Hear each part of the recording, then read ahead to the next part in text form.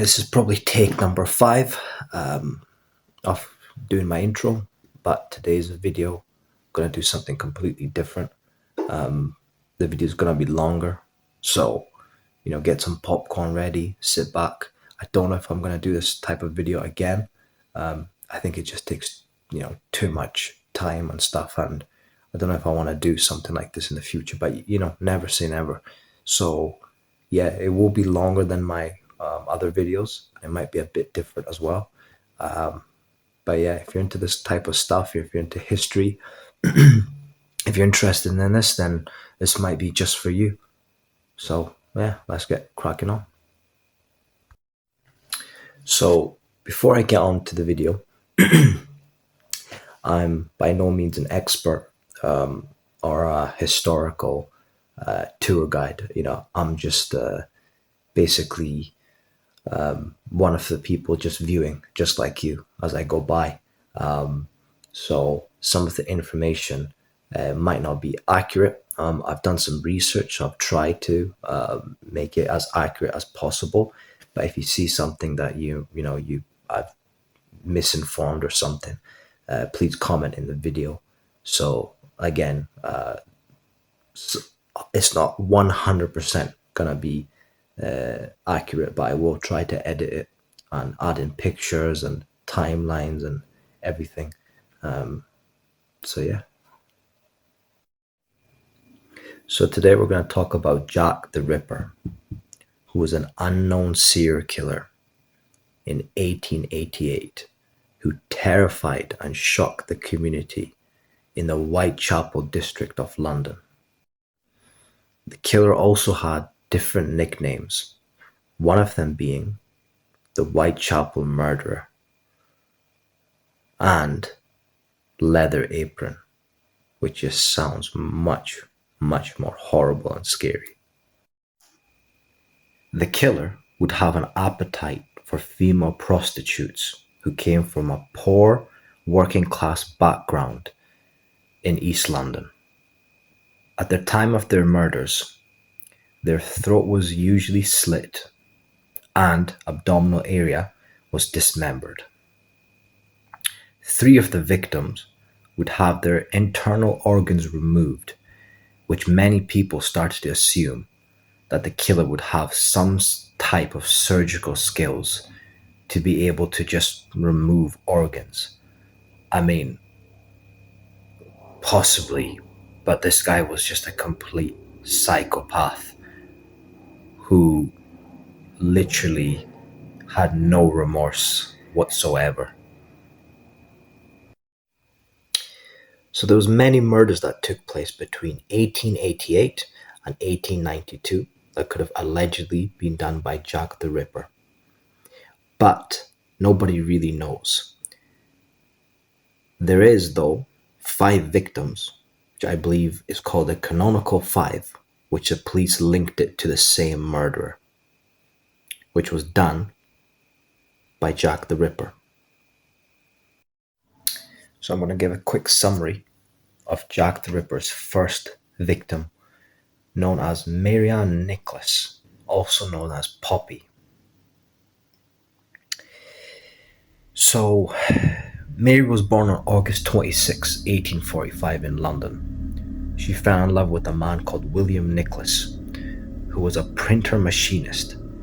In the year of 1864, they had 5 children together, but unfortunately, the couple would get a divorce in 1880. This was because Mary was becoming a severe alcoholic, and her husband also accused her of having many affairs. After their divorce, Mary would stay in different places, such as boarding houses, workhouses, and even the streets. She would make money by working as a domestic server and also prostitution to survive. At the time of the murder, Marianne was living in a rough area which was full of crime and poverty. Her body was found on August 31st, 1888 on Bucks Row, now known as Durward Street, Whitechapel. Marianne was found in the early hours of the morning by a passerby. Her throat had been sliced twice. The cut was so deep that it almost decapitated her. Oof.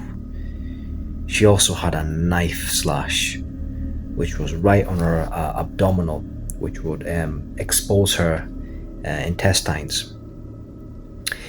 But the police carried out the investigation, and it was believed that Mary was last seen around 2 a.m. leaving the pub completely intoxicated. The police believe the attacker shortly afterwards was able to proceed and murder her, as her body was found not that long after at 4 a.m. But this was Jack the Ripper's first murder, which struck fear into the East End of London. Annie Chapman was the second victim of Jack the Ripper. She was also known as Elysia Ann Chapman, who was born on September 25th, 1841, in Paddington, London. Annie was the daughter of a gentleman who was called George Smith, a soldier, and her mother's name was Ruth Chapman, who was a domestic servant. In 1869, she got married to John Chapman, a coachman. They would go on to have 3 children together, but their marriage didn't seem to be going too smoothly. They would later divorce in 1884 due to alcohol problems in the household. Later on, Annie would move on with her life, but her husband still supported her financially up until his death in 1886.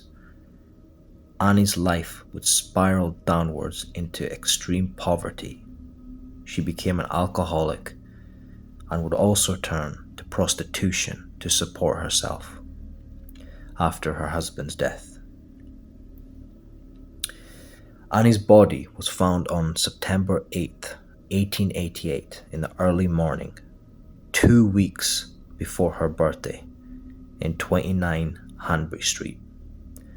Her body was completely lifeless, where she lied in the backyard of a house.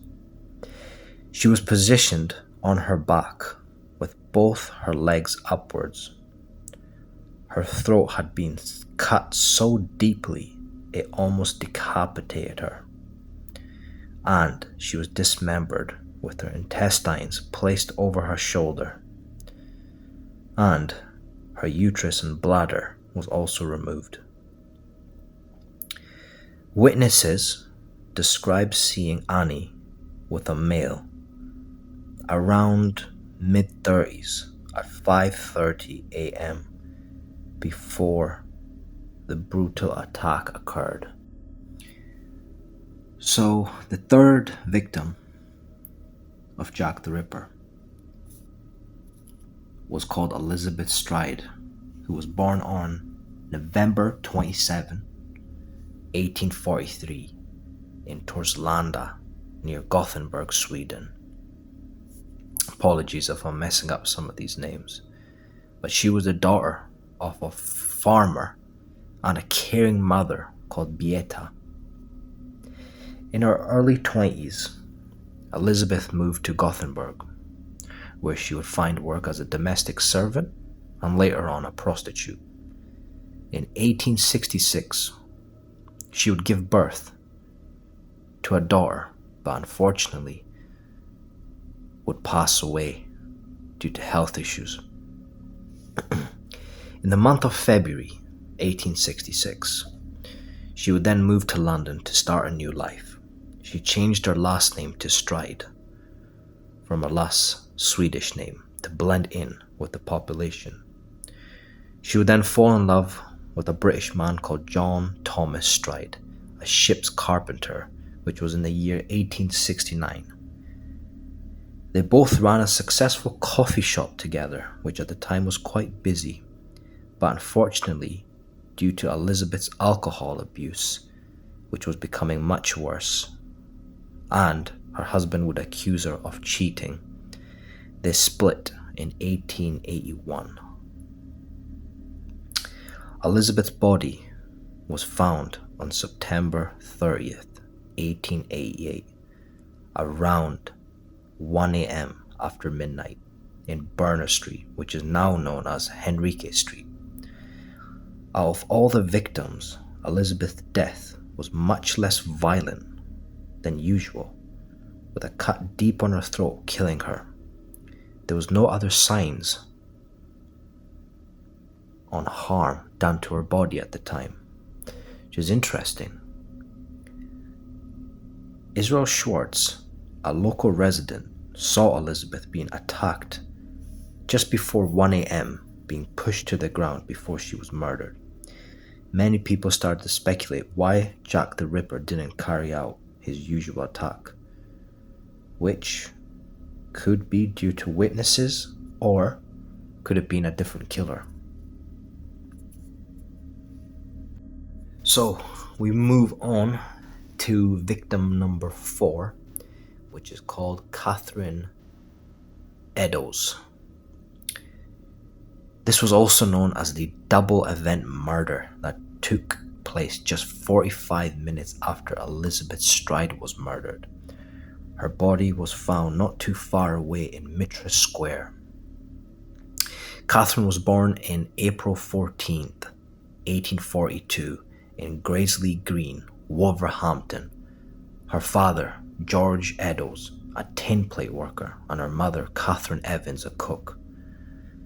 Her family decided to move to London when she was young, and Catherine would be orphaned at a very young age, occasionally being raised by her aunt.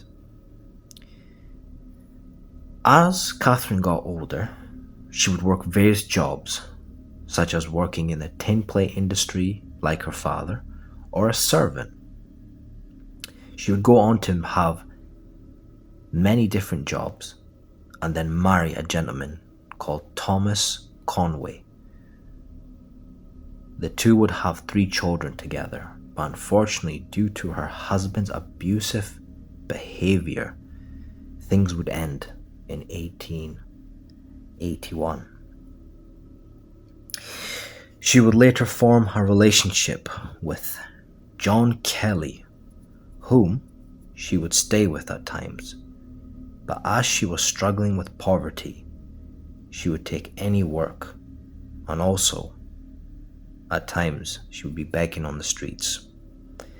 Catherine Eddowes' body was found on September the 30th, 1888, in Mitra Square, London.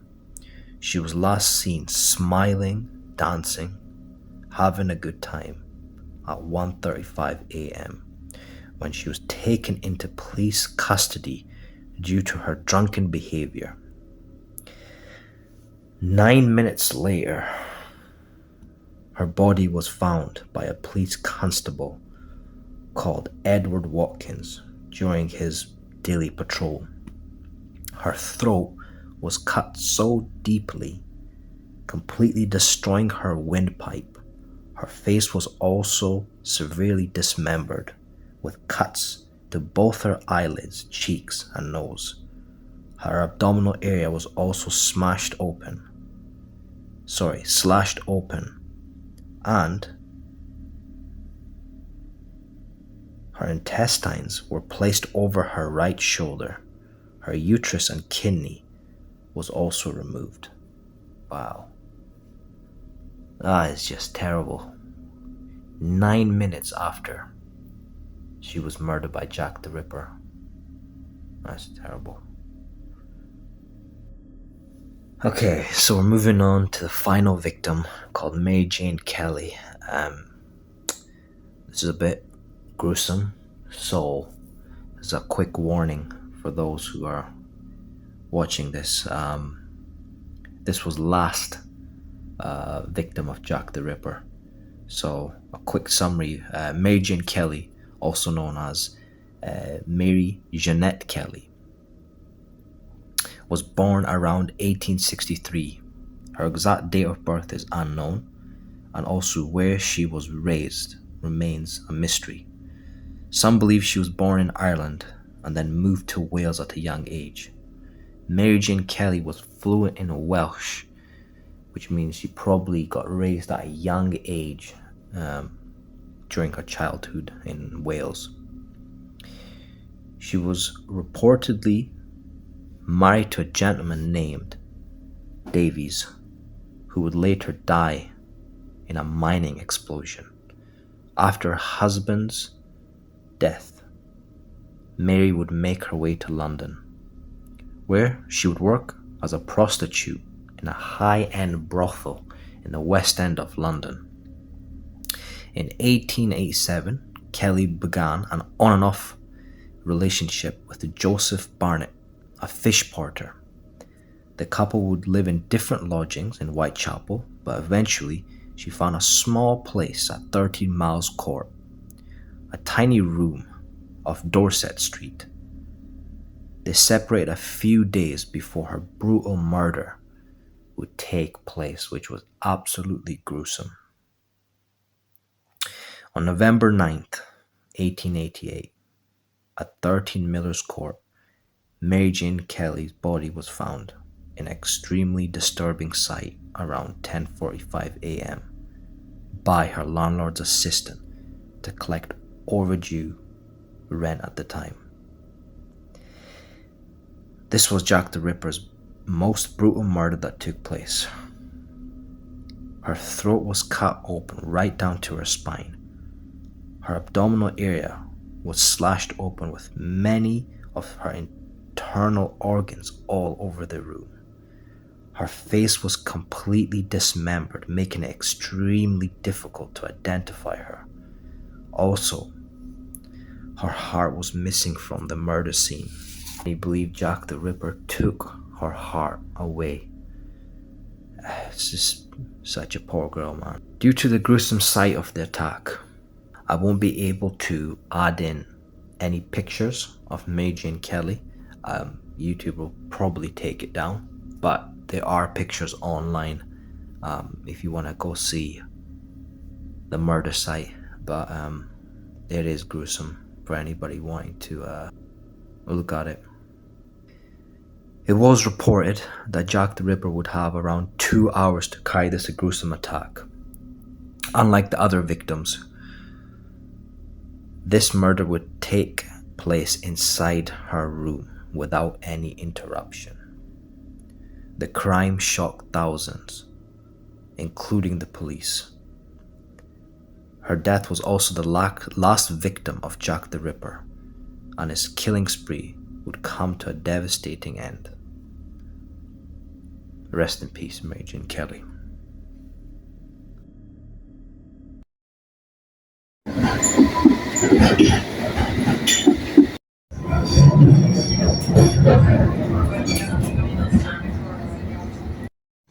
So that's Durwood Street. This is where Jack the Ripper's first murder would happen, also known as Bucks Row, back in 1888. And as you can see, this is the street. I'll try to add some older images in there before, but so this was called Bucks Row in 1888, and I believe to the left of me there was a school. Just need to cross the road if I'm able. So right next to Whitechapel Station,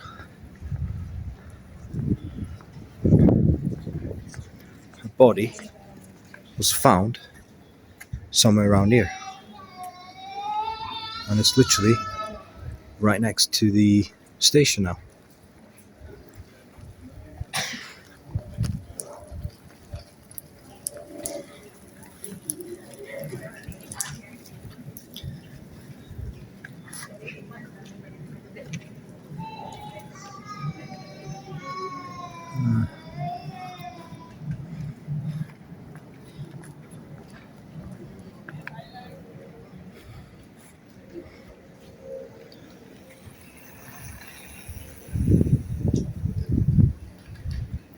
this whole street used to look different in the 1880s. And if you keep walking down, you'll notice some other old images that I'll try to add in.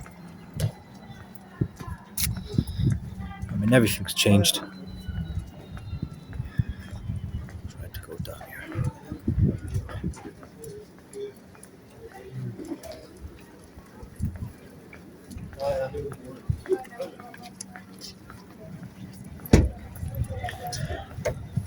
As you can see, it's Durwood Street. You can see the sign up there, it's called Durwood Street. And I believe this building still remains the same since the 1880s, which is absolutely incredible. Let me just get a little bit more behind. So this building here still remains the same in the picture, but this would be Durwood Street.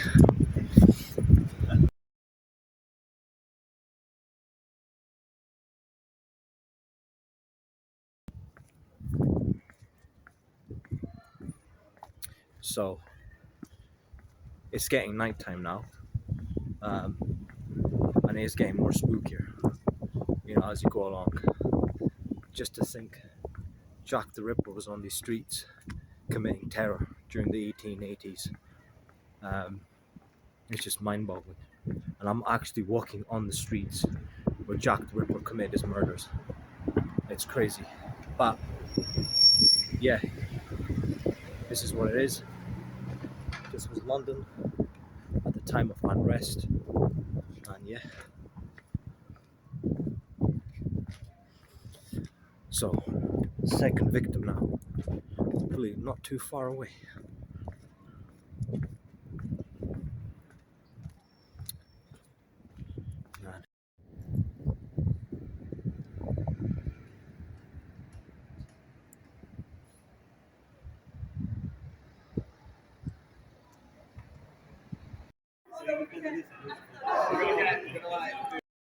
So just down the street from Hanbury Street is where the second victim of Jack the Ripper, Miss Chapman, was murdered. It looks a lot different now. I'll try to add in the old picture, but she was also murdered and found at the early hours in this location. Again, it's got a dark era to it, but the whole location is completely different, as you can see. Completely changed.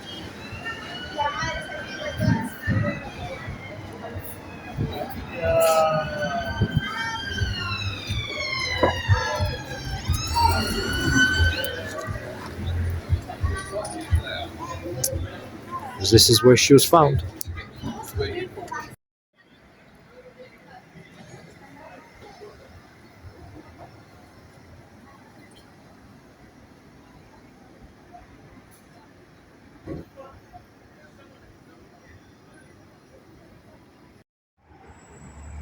The proof house of the Canmakers Company of the City of London, established by charter 1637.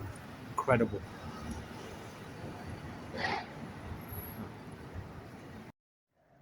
So we're at Henrique Street now, and I'll put an old image of this crossroad where Elizabeth Stride was the third victim.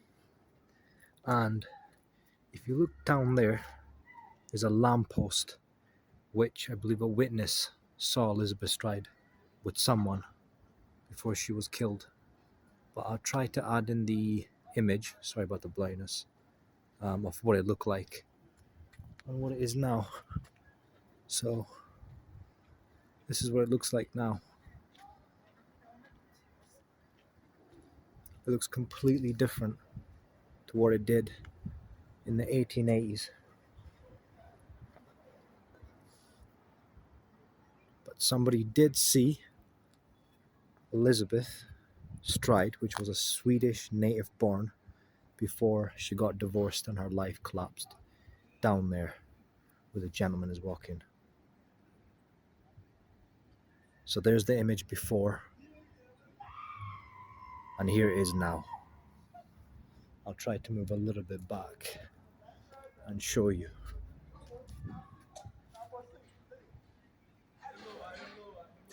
So that's what it looks like now, and then before.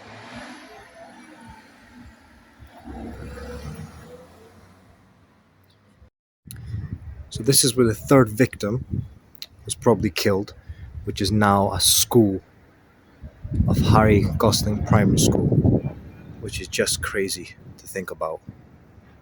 Again, I'll try to add in a picture from before and after, but the whole street is completely different to what it looked like.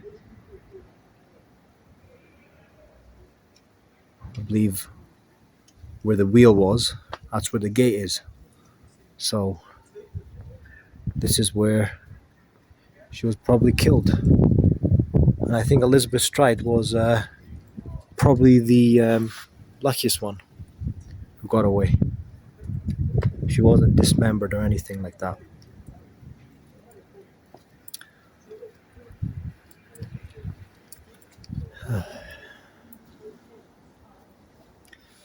I mean, this whole area is quite spooky. Thinking about what actually happened in the 1880s. It still has that weird vibe to it. Freaks me out.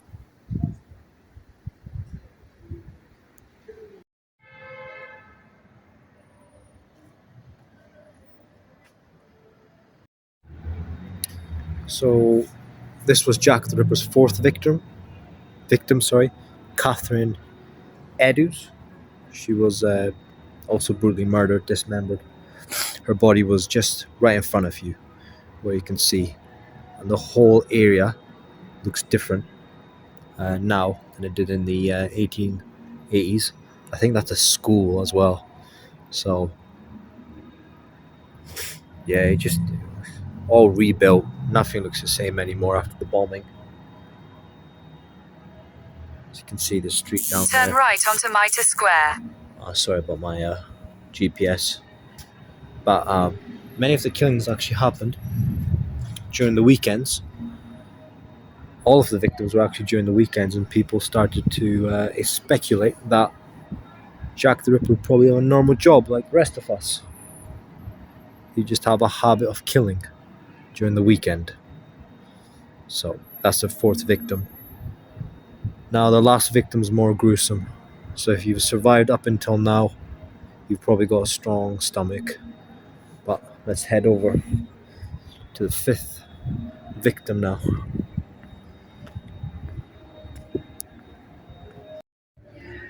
So this is where Mary Jane Kelly was murdered. Here's what it looks like now. And I'll add in an old picture of what it did look like before. So she was found in her apartment, in her flat, by her landlord. She ended up the worst. Jack the Ripper spent about 2 hours on her. And her landlord went to collect rent, I believe. And he was absolutely shocked. The police cordoned off the area, done an investigation. This was the first time pictures were used. If you want to go see what she looked like, just Google the images, because I'm not gonna add it on here. YouTube will probably take it down. It's way too violent.